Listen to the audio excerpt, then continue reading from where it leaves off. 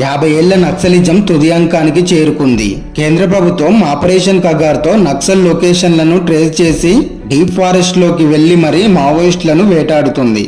ఛత్తీస్గఢ్ లో భూపేష్ బాగల్ ప్రభుత్వం ఉన్నన్ని రోజులు సెంట్రల్ గవర్నమెంట్ మావోల విషయంలో ఎలాంటి ముందడుగు వేయలేకపోయింది.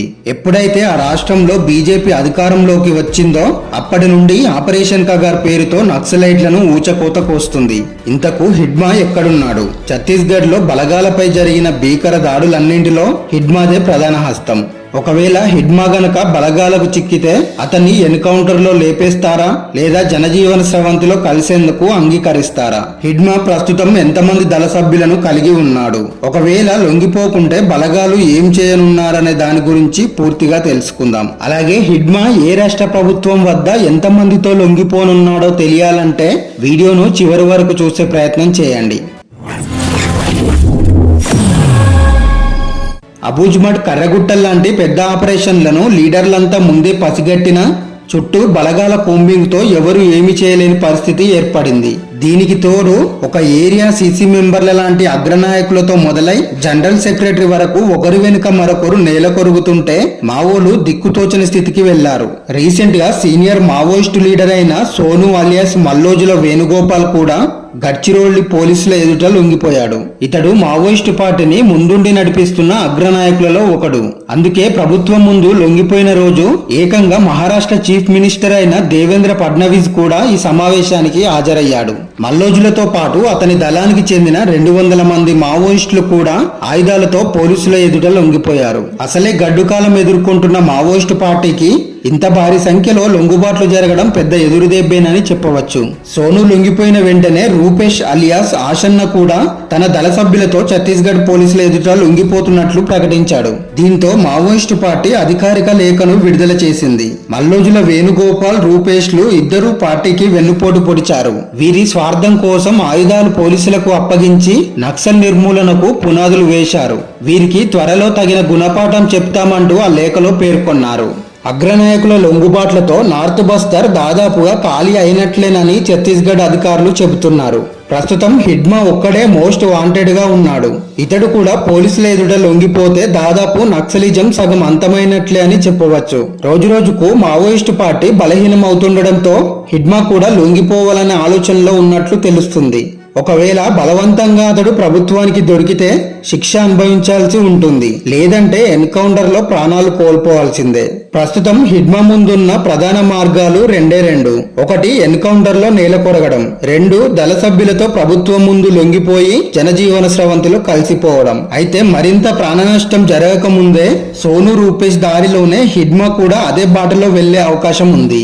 కానీ మధ్వి హిడ్మా ఛత్తీస్గఢ్ ప్రభుత్వం ఎదుట లొంగిపోవడానికి సిద్ధంగా లేడు. ఎందుకంటే బలగాల బాంబు దాడిలో దశాబ్ద కాలానికి పైగా హిడ్మా కీలక సూత్రధారిగా ఉన్నాడు. దీనివల్ల హిడ్మాను పోలీసులు ఎన్కౌంటర్ లో లేపేసినా ఆశ్చర్యపడనక్కర్లేదు. ఛత్తీస్గఢ్, మహారాష్ట్రలో బీజేపీ అధికారంలో ఉంది కాబట్టి ఈ 2 రాష్ట్రాలు పోలీసుల విషయంలో హిడ్మా వెనుకడుగు వేస్తున్నాడు. అందుకే హిడ్మా తెలంగాణ పోలీసుల ఎదుట లొంగిపోవడానికి సిద్ధంగా ఉన్నాడని తెలుస్తుంది. ఇతడు తెలంగాణనే ఎంచుకోవడానికి మరికొన్ని కారణాలు కూడా ఉన్నాయి. హిడ్మా సొంత ఇలాకా అయిన సుక్మా, బీజాపూర్ జిల్లాలు తెలంగాణకు సరిహద్దుగా ఉండడం మరియు అతడు కర్రెగుట్టల్లోనే ఉద్యమకాలం ఎక్కువగా గడపడం కూడా మరొక కారణమై ఉండవచ్చు. మహారాష్ట్ర, ఛత్తీస్గఢ్ ప్రభుత్వాలతో పోలిస్తే తెలంగాణ ప్రభుత్వం మావోల పట్ల సానుకూల దృక్పథంతో ఉండడమే కాకుండా స్వచ్ఛందంగా లొంగిపోయిన నక్సల్స్ కు వారిపై ఉన్న నగదు రివార్డును తిరిగి వాళ్లకే ఇస్తుంది. హిడ్మా దళంలో సుక్మా, బీజాపూర్ కు చెందిన ఆదివాసీలే ఎక్కువ ఉన్నారని అంచనా. ఇతడు దాదాపు 250 నుండి 300 దళ సభ్యుల్ని కలిగి ఉండవచ్చని పోలీసులు భావిస్తున్నారు. అంతేగాక అధిక సంఖ్యలో ఆయుధాలు, మందుగుండు లాంటి సామాగ్రిని ప్రభుత్వానికి అప్పచెప్పే అవకాశం కూడా ఉంది. ఇక్కడ మీ అందరికీ మరొక సందేహం రావచ్చు. నిజంగా హిడ్మా లొంగిపోతే ఛత్తీస్గఢ్ పోలీసులు అతన్ని ఎన్కౌంటర్ లో లేపేస్తారా అని. ఈ విషయంలో ప్రభుత్వాలు అంత కఠిన నిర్ణయం తీసుకోకపోవచ్చు. ఎందుకంటే మల్లోజుల వేణుగోపాల్ మరియు ఆషన్నలు ఇద్దరు మోస్ట్ వాంటెడ్లు. మల్లోజుల వేణుగోపాల్ మహారాష్ట్ర ప్రభుత్వం ముందు లొంగిపోతే ఆషన్న ఛత్తీస్గఢ్ ప్రభుత్వం ఎదుట లొంగిపోయాడు. వీరిద్దరిని ఆ 2 ప్రభుత్వాలు హక్కున చేర్చుకున్నాయి. అంతేకాకుండా మావోయిస్టు పార్టీ నుండి ఏర్పడే థ్రెట్ను తప్పించేందుకు కేంద్ర ప్రభుత్వం వీరికి ఇటీవలే వై కేటగిరీ భద్రతను కల్పించనున్నట్లు ప్రకటించింది. ఒకవేళ వేణుగోపాల్, ఆషన్నలను మావోయిస్టులు ఏదైనా చేస్తే మిగిలిన వారు లొంగిపోవడానికి ముందుకు రారని కేంద్రం భావిస్తుంది. భావిస్తుంది. అందుకే వీరికి భద్రత కల్పించడంతో పాటు భారీ రివార్డును కూడా అందజేయనుంది. ఒకవేళ హిడ్మా అతని దళంతో లొంగిపోతే తన విషయంలో కూడా కేంద్రం ఇలాంటి నిర్ణయమే తీసుకోవచ్చు. సోను రూపేష్లు మావోయిస్టు ఉద్యమాన్ని అణిచేందుకు సహకరించడమే కాకుండా మావోయిస్టు పార్టీ ఆయుధ సంపదను పోలీసులకు అప్పగించారు. అంతేగాక వీరిద్దరిని నమ్మి వందలాది మంది కామ్రేడ్స్ పార్టీని వదిలి వెళ్లారని వీరిద్దరిపై పౌర సంఘాల నేతలు విమర్శలు గుప్పిస్తున్నారు. ప్రస్తుతం హిడ్మాతో పాటు దేవుజీ గణపతి పేర్లు ప్రధానంగా వినిపిస్తున్నాయి. ఉత్తర బస్తర్ పూర్తిగా మావోయిస్టు రహిత ప్రాంతంగా మారడంతో వీరంతా సౌత్ బస్తర్ లో తలదాచుకున్నారని బలగాలు నిర్ధారించాయి. 2026 మార్చి 31 నాటికి దేశంలో మావోయిస్టులు లేకుండా చేస్తామని కేంద్ర హోంశాఖ మంత్రి అమిత్ షా కుండబద్దలు కొట్టి చెబుతున్నాడు. కానీ ప్రజెంట్ సిచ్యువేషన్ చూస్తుంటే ఈ సంవత్సరం చివరికల్లా దాదాపు మావోలందరూ లొంగిపోయేలా ఉన్నారు. దీనికి తోడు లొంగిపోయిన నక్సల్స్ కు రివార్డుతో పాటు ఉపాధి కల్పించి 3 సంవత్సరాల వరకు ఆహార వసతులు కల్పిస్తామని ఇటీవలే ఛత్తీస్గఢ్ సీఎం తెలిపాడు.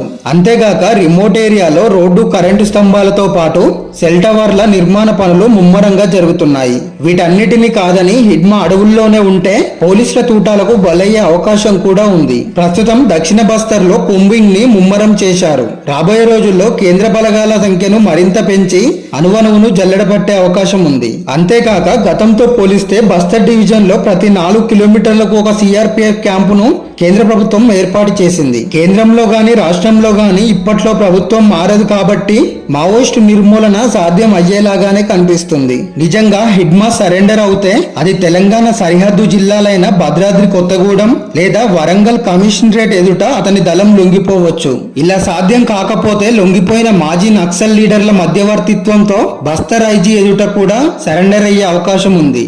ఆపరేషన్ కగర్ ప్రారంభమైనప్పటి నుండి ఇప్పటి వరకు దాదాపు 500 మంది పైచీలకు మావోయిస్టులు మరణించారని అంచనా.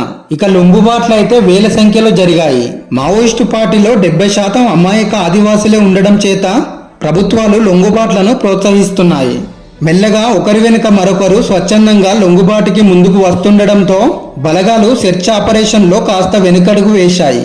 ఒకప్పుడు ఉద్యమానికి పూర్తి మద్దతునిచ్చిన ప్రజలు ప్రస్తుతం మావోయిస్టులకు ప్రజల ఆదరణే కరువైపోయింది. మారుతున్న జీవన శైలి కారణంగా అప్పటికి ఇప్పటికీ పరిస్థితులు భిన్నంగా ఉన్నాయి. ప్రస్తుతం మావోల అవసరం లేనట్లేనని ప్రజలు భావిస్తున్నారు. ఒకవేళ అంతగా ప్రజాసేవ చేయాలనుకుంటే ప్రజాక్షేత్రంలో ఆయుధాలు వీడి పోరాడాలని మాజీ నక్సలైట్లు కూడా అభిప్రాయపడుతున్నారు. ఏళ్ల తరబడి ఉద్యమం కోసం పనిచేసిన మావోయిస్టులు ఇప్పుడు వారి కుటుంబ సభ్యుల కోసం బ్రతకాలని కోరుకుందాం.